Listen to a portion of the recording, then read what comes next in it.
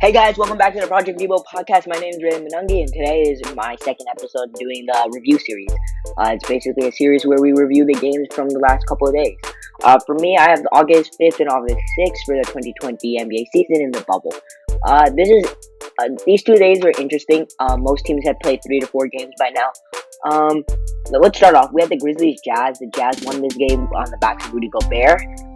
The Grizzlies have been struggling. I feel bad for them. They lost Jaren Jackson Jr. The 8 seed's almost up for grabs. Like, the Suns and Trailblazers are so close.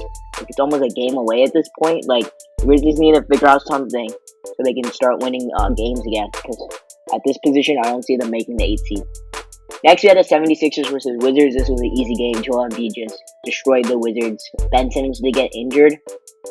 I hope he comes back healthy and he can help the Sixers make a playoff run. But looking like it, I don't see these Sixers doing much in the playoffs. It's going to be the Celtics, Heat, Raptors, and Bucks holding playoff headline. We got the Nuggets, Spurs. This was an incredible game for Michael Porter Jr. He's been playing incredible recently. I think he's finally getting the chance he deserves, and he's going to show his potential, and the Nuggets got a steal of the draft. Oh yeah, and sorry, for the scores for the Jazz, Grizzlies, 76ers, and Wizards, and then the Nuggets, Spurs. Grizzlies had 115 to the Jazz 124. The 76ers had 107 to the Wizards 98. Nuggets had 132 to the Spurs 126. Next, we got the Thunder Lakers. The score was 105 Thunder to 86 Lakers. Here's my opinion. I'm a Lakers fan, LeBron fan, whatever you want to call it, right? I don't really care if they lose. They got the first seed locked up with the win to the Jazz. At this point, do whatever you guys want. Like, this team is not playing like a great team at all. Yeah, I'm not gonna be like I don't care at all, but I do care. It's just like, I don't know how much they realistically care about winning any of these games. They're already the first seed. That's what they wanted.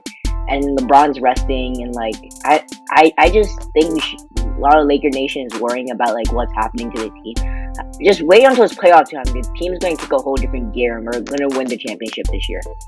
Next, we had the Raptors Magic. Easy game for the Raptors. Fred VanVleet led the team for them. It was 109 Raptors to 99 Magic. Then we had Nets Celtics. Celtics dropped 150 points. It was Nets 115 to Celtics 149. This was crazy. Celtics was all like team effort, like everyone, like bench players, the starters all dropped like a lot of points. Like, I think they had like 7 players in double figures. On the Nets side, they don't really have a roster because most of them are injured or they got the virus. Unfortunately, it sucks for them this playoffs. They're trying to see what they can do with the roster and pieces they have, but I'm not too optimistic of their future in the bubble. Yeah, that goes for August 5th. Now we're gonna go on August 6th. We had the Pelicans Kings. Crucial game here. The Kings are closing in 2 on the 8 seed. It was 125 Pelicans to 140 Kings, right? Bojan Bogdanovic led the Kings in this one. This was, from what I observed, this was an important game because both these teams are trying to get their seeding for the playoffs. These games are close. The Western Conference 8 seed race is extremely interesting and close, and that's what the most interesting thing about these reseeding games are. So I'm looking closely onto who's going to get that 8 seed. Right now, it's up for grabs. I can think the Spurs, Kings, Pelicans, Trailblazers, the Grizzlies, and the Suns can get it. I'll talk more. Suns, yeah. Okay, now we have the Heat Bucks. The Heat were up a lot, and then the Bucks came back. It was 116 Heat to 130 Milwaukee. From I remember, I don't think Jimmy Butler has played this game, so like not much to show about the Heat's potential. They didn't play any good defense. Looks like Chris Middleton led the Bucks here. It was just the Bucks just showing how dominant they are, but like the Heat weren't at full strength, so this is just a whatever game. Next, we have the Pacers and Suns. The Suns, amazing team. Right now, they're 4-0. Great. Devin Booker's carrying them. The score was 99 to 114. It was an interesting game. I would say this, like, where the Suns are getting them, I think they're like the 10th seed now, like very close. I know Devin Booker said he's trying his hardest to like make the playoffs and all that, but realistically, if they get into a play-in tournament, I don't see them beating like a team like the Trailblazers, obviously. Like, the experience on the Trailblazers' hand, like, great run for the Suns. They're trying their hardest. I love how these guys are playing and trying to fight for a playoff seeding. But like, if I'm being realistic, like someone like Damian Lillard or like the Pelicans stacked roster will probably beat the Suns in a play-in tournament. Next, we had the Clippers Mavericks, 126 Clippers to 111 Mavericks.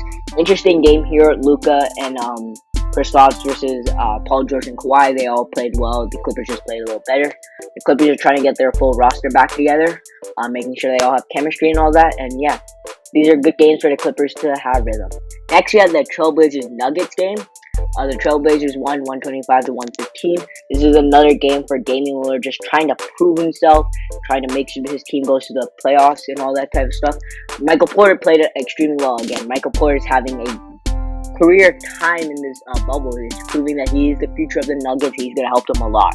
It's just Damian Lillard is just a better player right now, and they're on a mission to make the playoffs. The Nuggets are not really they don't, for seeding wise, I think they're not, I think they almost locked the third seed. They're trying to fight for the second seed, but realistically, they don't care if they get second or third because no one can get first at this point. Right? After this, we have the Lakers Rockets. This was an interesting game, right? Lakers lost 97 to 113 Rockets. Lakers hit 2 threes the whole game, while the Rockets hit 21. Yeah, that's why the score was that's why the Lakers got blown out. And plus, LeBron was not playing.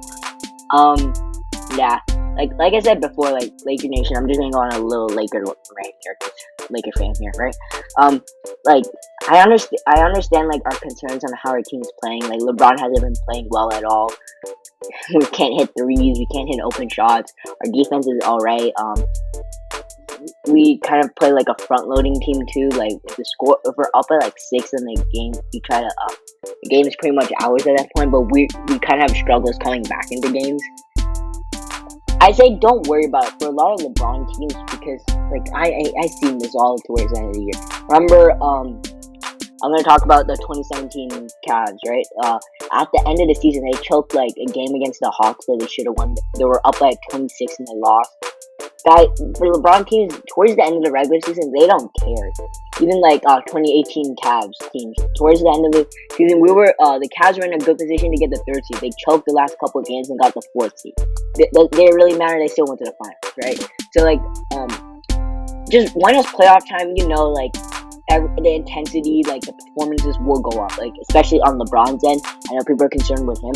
He will drop 40 points and 10 assists every game in the playoffs. Like he has to. And then like the Lakers supporting cast, as long as they can hit open threes, I'm fine. And Anthony Davis has to like help LeBron a little bit, like how Kyrie and D-Wade helped him. But yeah, that's my like personal rant on going on the Lakers. Yeah, thank you guys for listening through this video. This is our 5th episode of the review series, or 4th, something like that. I think next time will be a Karsh, but we'll see you guys later. Please like, subscribe, turn on the notification bell. I'll see you on the next one. Bye.